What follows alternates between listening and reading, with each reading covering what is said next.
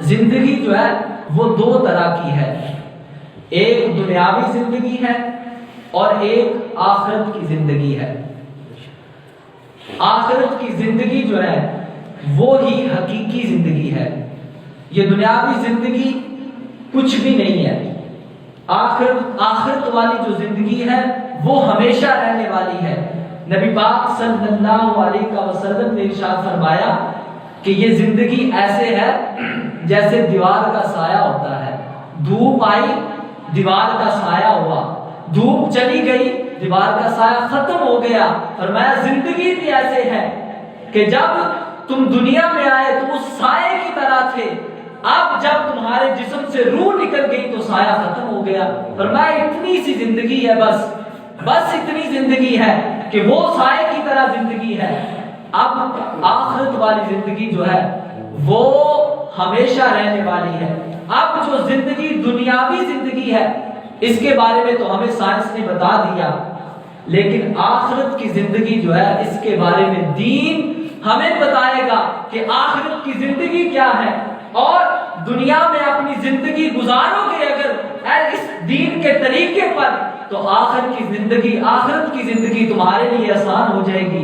اگر دنیا میں اپنی زندگی کو لذتوں میں محبوں میں گزار دو گے اور دنیاوی جو ہے وہ لذتیں پوری کرنے میں اپنی دنیاوی زندگی گزار دو گے تو آخرت والی زندگی مشکل ہو جائے گی۔ اور اگر یہ زندگی جو ہے خدا کے حکم کے مطابق دین کے مطابق تم اپنی زندگی گزارو گے تو پھر تمہارے لیے یہ دنیا بھی آسان ہو جائے گی اور آخرت بھی آسان ہو جائے گی۔ اور فرمایا کہ یہ جو دنیا ہے یہ کافر کے لیے جنت ہے، کافر کے لیے جنت ہے، لیکن یہ مسلمان کے لیے قید خانہ ہے۔ مسلمان کے لیے قید خانہ ہے، کافر کے لیے یہ جنت ہے۔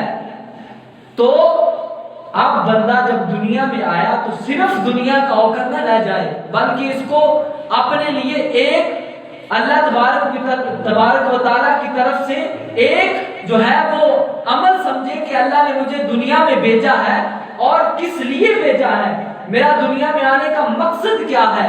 جب ہم دنیا میں آنے کا مقصد پہچان لیں گے تو پھر ہمارے لیے ساری راہیں جو ہے وہ آسان ہو جائیں گی۔ ہم آج در بدر اسی لیے بھٹک رہے ہیں کہ ہم نے دنیا میں آ کر زندگی کا جو مقصد تھا اسے بھلا دیا۔ اللہ نے فرمایا وَمَا خَلَقْتُ الْجِنَّ وَالْإِنسَ إِلَّا لِيَعْبُدُونِ، ہم نے جنوں اور انسانوں کو فقط اپنی عبادت کے لیے پیدا کیا ہے۔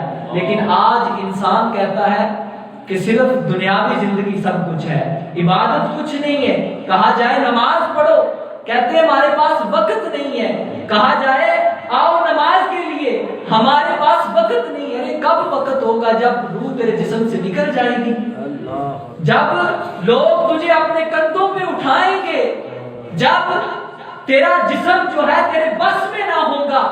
غسل دینے والا کبھی تجھے ادھر کرے گا کبھی ادھر کرے گا، تمہارے بس میں نہ ہوگا کہ اپنا ہاتھ کو سیدھا کر سکے۔ اس وقت تم جو ہے وہ ڈرے گا، اس وقت تجھے سمجھ آئے گی کہ میری زندگی کا مقصد کیا تھا۔ اسی لیے کہا نا آج لے ان کی پناہ، آج مدد مانگ ان سے، آج لے ان کی پناہ، آج مدد مانگ ان سے، پھر نہ مانیں گے قیامت میں اگر مان گیا۔ قیامت میں ماننے کا کیا فائدہ ہے؟ اب ماننا، اگر اب تو مان جائے گا، اگر اب سمجھ جائے گا کہ اپنی زندگی کا مقصد کیا ہے تو پھر تیرے لیے جو ہے وہ سب کچھ آسان ہو جائے گا۔